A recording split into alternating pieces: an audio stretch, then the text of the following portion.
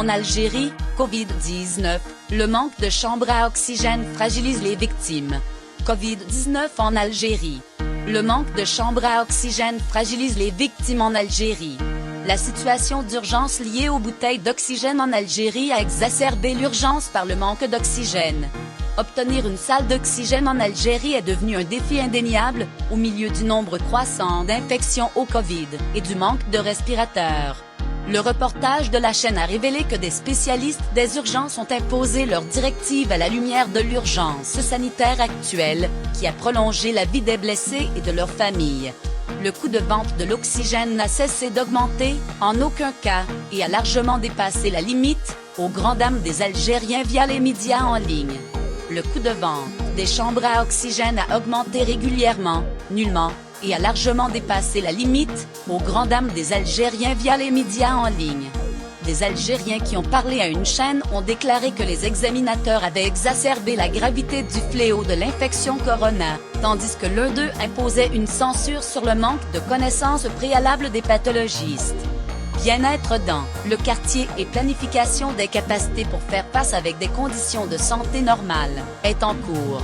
Une fois de plus, les experts ont attribué le manque d'appareils de guidage respiratoire des patients à l'horreur qui a accompagné l'apparition de nouvelles maladies avec infection par le virus corona, qui a conduit à une accélération exceptionnelle de ces matériels et a affecté leur accessibilité dans les cliniques et les marchés d'urgence. Le professeur de l'étude de la transmission des maladies, Abdelrazak Bouamra, a ainsi déclaré « Il y a un jugement erroné selon lequel l'oxygène est le médicament de l'individu avec la couronne, alors qu'il ne s'applique pas à tous les patients. La couronne en Algérie. Le manque de chambres à oxygène fragilise les victimes et le marché des vendeurs se redresse. L'urgence des bouteilles d'oxygène en Algérie a exacerbé l'urgence sociale.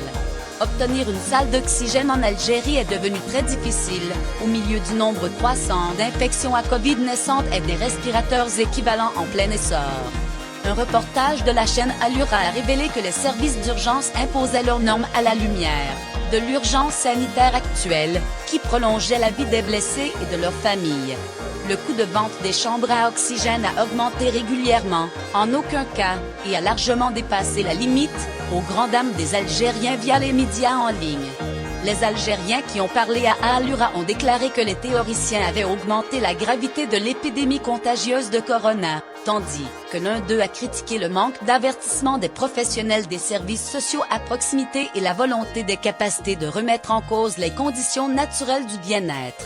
Une fois de plus, les experts ont attribué la pénurie de routeurs respiratoires pour les patients à l'horreur qui a accompagné les nouvelles épidémies d'infection par le virus corona, qui a conduit à une ruée massive vers un tel équipement et a affecté son accessibilité dans les cliniques et les marchés d'urgence. Le professeur Abdelrazak Bouamra, professeur d'études sur la transmission des maladies, a ainsi déclaré « Il y a une fausse interprétation selon laquelle l'oxygène est le médicament de l'individu avec la couronne, alors que ce n'est pas le cas. Le cas est pour tous les patients. » L'expert politique algérien Ahmed Kneza a déclaré à Allura qu'il y a l'absence, le manque de vision et de technologie pour se soulever contre l'affliction, ce qui, selon sa situation, a conduit à une catégorie de ceux qu'il a qualifiés de gourmands et de théoriciens qui ont mis en œuvre l'île. De leur point de vue, les spécialistes algériens ont déclaré qu'ils travaillaient depuis le début de l'urgence pour doter les cliniques d'équipements importants. Le prince héritier en Algérie. Le manque de chambres à oxygène menace les blessés, et le marché des intermédiaires se redresse. L'urgence des bouteilles d'oxygène en Algérie a exacerbé l'urgence sociale. Obtenir une salle d'oxygène en Algérie est devenu un défi indéniable, au milieu d'un nombre croissant d'infections à Covid naissantes et de ventilateurs en plein essor. Un rapport en Syrie a révélé que les vendeurs d'urgence appliquaient leurs principes à la lumière de l'urgence sanitaire actuelle, qui prolongeait la vie des victimes et de leurs familles. Le coût de vente des chambres à oxygène n'a cessé d'augmenter, dépassant en aucun cas la limite de beaucoup, aux grandes dames des Algériens via les médias en ligne. Les Algériens qui ont parlé à Allura ont déclaré que les théoriciens ont augmenté le risque de propagation de l'épidémie de corona, tandis que l'un a censuré le manque de connaissances préalables des professionnels des soins de proximité et de planification des capacités pour faire face à la situation de bien-être naturel.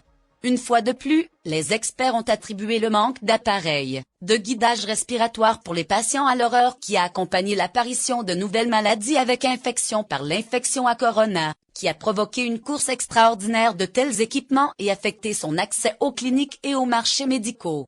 Le professeur de l'étude de la transmission de la maladie, Abdelrazak Bouamra, a déclaré: « Il y a une confusion que l'oxygène est le médicament pour l'individu avec la couronne, alors que ce n'est pas le médicament.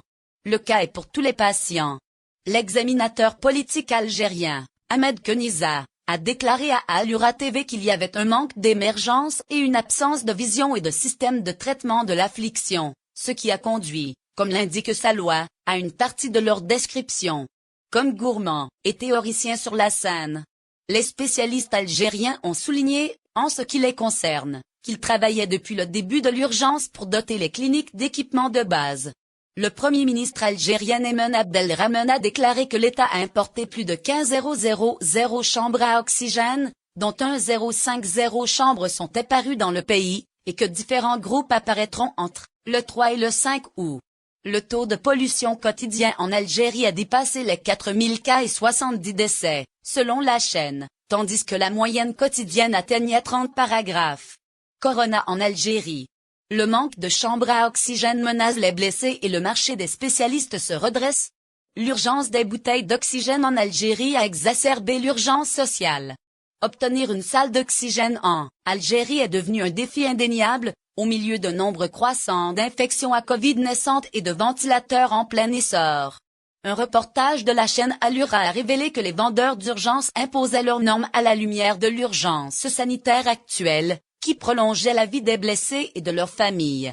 Le coût de vente des chambres à oxygène n'a cessé d'augmenter, en tout cas dépassé par beaucoup, aux grandes dames des Algériens via les médias en ligne. Les Algériens qui ont parlé à une chaîne ont déclaré que les examinateurs avaient exacerbé la gravité de l'épidémie contagieuse de corona, tandis que l'un a examiné le manque d'attente des spécialistes de la prise en charge des quartiers et développé les capacités pour défier les conditions naturelles du bien-être.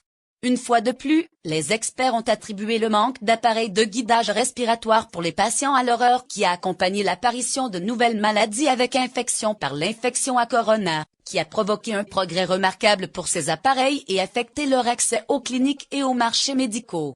Le professeur de l'étude de la transmission des maladies, Abdelrazak Bouamra, a ainsi déclaré: « Il y a une confusion que l'oxygène est le médicament de l'individu avec la couronne, alors que ce n'est pas le médicament.